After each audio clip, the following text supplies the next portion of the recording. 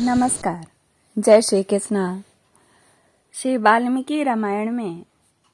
वाल्मीकि मुनि द्वारा रामायण काव्य में निबद्ध विषयों का संक्षेप से उल्लेख तृतीय सर्ग में है। 54 श्लोक है करीब करीब। उनके हिंदी में अर्थ आपको मैं सुना रही हूँ। नारद जी के मुख से, जो कि इन्होंने प्रथम सर्ग में आया था, इसका विवरण नारद जी के मुख से धर्म, अर्थ एवं काम रूपी फल से युक्त हितकर, मोक्षदायक तथा प्रकट और गुप्त संपूर्ण राम चरित्र को, जो रामायण महाकाव्य की प्रधान कथा वस्तु था, सुनकर महर्षि वाल्मीकि जी बुद्धिमान श्री राम के उस जीवन वृत्त का पुनः भली भांत साक्षात करने के लिए प्रयत्न किया, यानी उसे आंखों से देखने का प्रयत्न किया। वे पूर्वाग्र खुशों के आसन पर बैठ गए और विधिवत आचमन करके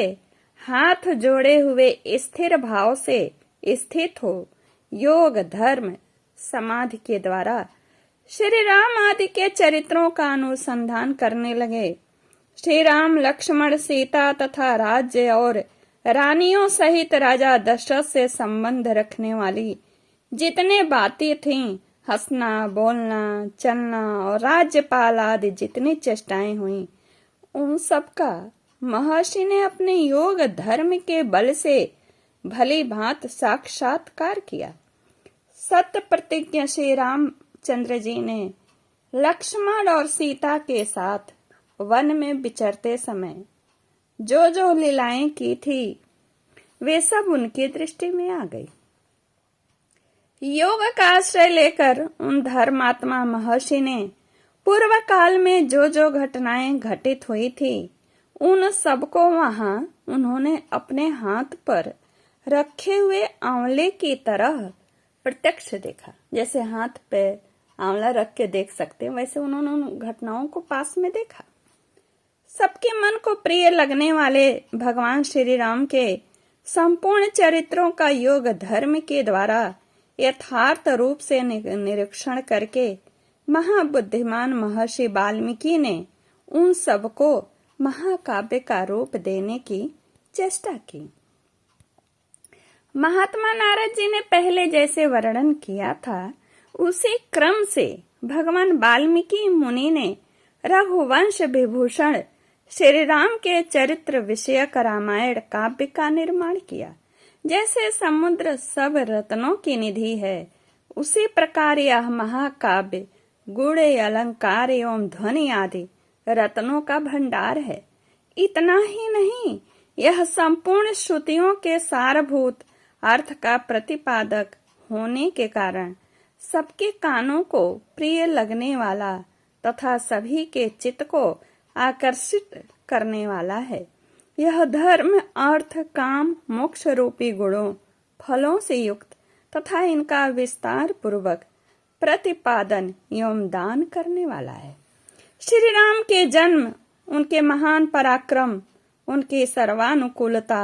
लोकप्रियता, क्षमा, सौम्य भाव तथा सत्यशीलता का इस महाकाव्य में महर्षि ने वर्णन किया। विश्वामित्र जी के साथ श्री राम लक्ष्मण के जाने पर जो उनके द्वारा नाना प्रकार की विचित्र लीलाएं तथा अद्भुत बातें घटित हुईं, उन सबका इसमें महर्षि ने वर्णन किया। श्री राम द्वारा मिथिला में धनुष के तोड़े जाने तथा जनक नंदिनी सीता और उर्मिला आदि के विवाह का भी इसमें चित्रण किया। श्री राम परशुराम संवाद, दशरथ नंदन श्री राम के गुण, उनके अभिषेक, कैकेयी की दुष्टता, श्री राम के राज्याभिषेक में विघ्न, उनके वनवास, राजा दशरथ के शोक विलाप और परलोक गमन, प्रजाओं के विषाद तथा जाने वाले प्रजाओं को मार्ग में छोड़ने, निषाद राजगुह के साथ बात करने तथा सूत सुमंत को अयोध्या लौटाने आदि का भी इसमें उल्लेख किया गया है। श्री राम आदि का गंगा के पार जाना, भारद्वाज मुनि का दर्शन करना, भारद्वाज मुनि की आज्ञा लेकर चित्रकूट जाना और वहां के नैसर्गिक शोभा का अवलोकन करना। चित्रकूट में कुटिया बनाना, उसमें निवास करना, वहां भरत का श्री राम से मिलने के लिए आना, उन्हें अयोध्या लौट चलने के लिए प्रसन्न करना, मनाना श्री राम जी को। श्री राम द्वारा पिता को जलांजलि दान, भरत द्वारा अयोध्या के राज सिंहासन पर श्री रामचंद्र जी की श्रेष्ठ पादुकाओं का अभिषेक एवं स्थापन, नंदी ग्राम में भरत का निवास, श्री राम का दंडकारण्य में गमन तथा उनके द्वारा विराध का वध, शरभंग मुनि का दर्शन, सुतीक्ष्ण के साथ समागम, अनुसया के साथ सीता देवी की कुछ काल तक स्थिति, उनके द्वारा सीता को अंगराग समर्पण, श्री राम आदि के द्वारा अगस्त्य का दर्शन, उनके दिए हुए वैष्णव धनुष का ग्रहण, शूर्पणखा का संवाद, श्री राम की आज्ञा से लक्ष्मण द्वारा उसका विरूपकरण यानी उसके नाक कान का छेदन, श्री राम द्वारा खर दूषण और त्रिशिरा का वध, शूर्पणखा के उत्तेजित करने से रावण का श्री राम से बदला लेने के लिए उठना, श्री राम द्वारा मारीची का वध, रावण द्वारा विदेह नंदनी सीता का हरण, सीता के लिए श्री रघुनाथ जी का विलाप, रावण द्वारा गृधराज जटायु का वध,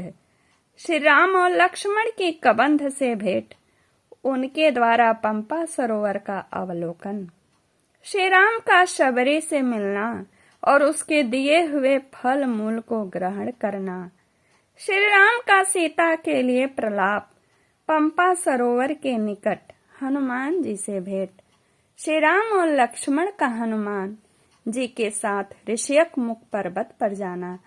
जो विषय रामायण में, वाल्मीकि रामायण में वर्णित है, वह विषय तृतीय सर्ग में बताया जा रहा है, वही मैं आपको बता रही हूँ। वहां सुग्रीव के साथ भेंट करना,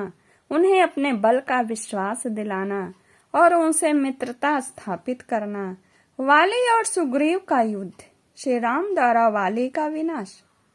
सुग्रीव को राज्य समर्पण, अपने पति वाली के लिए तारका का विलाप, शरत काल में सीता की खोज कराने के लिए सुग्रीव की प्रतिज्ञा, श्री राम का बरसात के दिनों में माल्यवान पर्वत के प्रस्रवण नामक शिखर पर निवास, रघुकुल सिंह श्री राम का सुग्रीव के प्रति क्रोध प्रदर्शन, सुग्रीव द्वारा सीता की खोज के लिए वानर सेना का संग्रह, सुग्रीव का संपूर्ण दिशाओं में वानरों को भेजना और उन्हें पृथ्वी के द्वीप समुद्र आदि विभागों का परिचय देना, श्री राम का सीता के विश्वास के लिए हनुमान जी को अपनी अंगूठी देना, वानरों को ऋक्ष बिल यानी स्वयं प्रभा गुफा का दर्शन, उनका प्रायोपवेशन यानी प्राण त्याग के लिए अनशन, संपाति से उनकी भेंट बातचीत, समुद्र लंघन के लिए हनुमान जी का महेंद्र पर्वत पर चढ़ना, समुद्र को लांघना, समुद्र के कहने से ऊपर उठे हुए मैनाक का दर्शन करना, इनको राक्षसी का डांटना, हनुमान द्वारा छाया ग्रहणी सिंहिका का दर्शन एवं निधन, लंका के आधारभूत पर्वत का दर्शन, रात्रि के समय लंका में प्रवेश, अकेला होने के कारण अपने कर्तव्य का विचार करना, रावण के मद्यपान स्थान में जाना, उनके अंतःपुर की स्त्रियों को देखना, हनुमान जी का रावण को देखना, पुष्पक विमान का निरीक्षण करना, अशोक वाटिका में जाना और सीता जी के दर्शन करना, पहचान के लिए सीता जी को अंगूठी देना और उनसे बातचीत करना, राक्षसियों द्वारा सीता को डांट फटकार, त्रिजटा को श्री राम के लिए शुभ सूचक स्वप्न का दर्शन, सीता का हनुमान जी को चूड़ामणि प्रदान करना, हनुमान जी का अशोक वाटिका के वृक्षों को तोड़ना, राक्षसियों को का भागना, रावण के सेवकों का हनुमान जी के द्वारा संहार, वायुनंदन हनुमान का बंदी होकर रावण की सभा में जाना, उनके द्वारा गर्जन और लंका का दाह, फिर लौटती बार समुद्र को लांघना, वानरों का मधुवन में आकर मधुपान करना, हनुमान जी का श्री रामचंद्र जी को आश्वासन देना और सीता जी की दी हुई चूड़ामणि समर्पित करना, सेना सहित सुग्रीव के साथ श्री राम की लंका यात्रा के समय समुद्र से भेंट, नल का समुद्र पर सेतु बांधना, उसी सेतु के द्वारा वानर सेना का समुद्र के पार जाना, रात को वानरों का लंका पर चारों ओर से घेरा डालना और विभीषण के साथ श्री राम का मैत्री संबंध होना,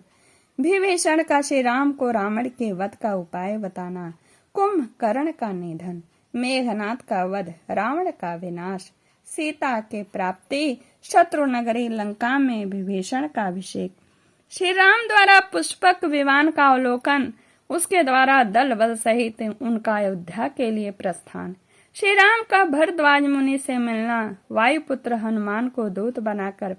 भरत के पास भेजना तथा अयोध्या में आकर भरत से मिलना, श्री राम के राज्याभिषेक का उत्सव, फिर श्री राम का सारी वानर सेना को विदा करना, अपने राष्ट्र की प्रजा को प्रसन्न रखना तथा उनकी प्रसन्नता के लिए ही विदेह नंदनी सीता को वन में त्याग देना इत्यादि वृतांतों को एवं इस पृथ्वी पर श्री राम का जो कुछ भविष्य चरित्र था उसको भी भगवान वाल्मीकि मुनि ने अपने उत्कृष्ट महाकाव्य में अंकित किया। इस प्रकार श्री वाल्मीकि निर्मित आर्ष रामायण आदि काव्य के बालकांड का 3रा सर्ग पूरा हुआ। नमस्कार, जय श्री कृष्णा। आप लोग मेरे चैनल को, मेरे वीडियो को पूरा सुनिए, लाइक कमेंट शेयर करिए। धन्यवाद। यह वीडियो बहुत ही अद्भुत है।